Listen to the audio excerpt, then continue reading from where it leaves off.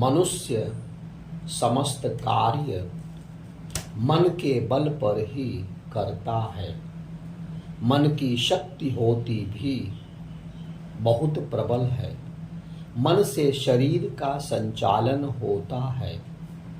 जब शरीर थक जाता है तो मन शक्ति प्रदान कर उसे पुनः सक्रिय करता है।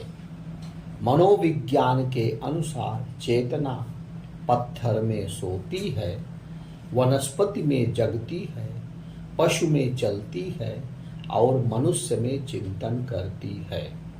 अतः चिंतन मनुष्य की पहचान है। इस चिंतन का संबंध मनन से है, जो मन की शक्ति के रूप में निहित होता है। मन ही हमारे उत्थान और पतन का कारण बनता है। अच्छे बुरे विचार, आशा निराशा का भाव, सात्विकता और तामसिकता के विचार सब मन से नियंत्रित होते हैं। मनुष्य का जीवन मूलतः मन का ही जीवन है।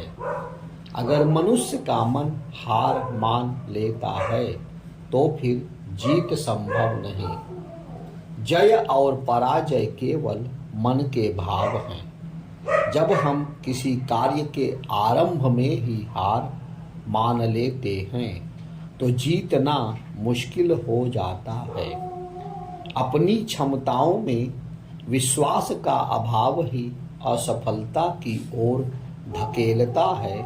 इसलिए मन को सुदृढ़ बनाकर उसे सफलता प्राप्ति के प्रति आश्वस्त बनाए रखना अपने लक्ष्य प्राप्ति के लिए अपरिहार्य है।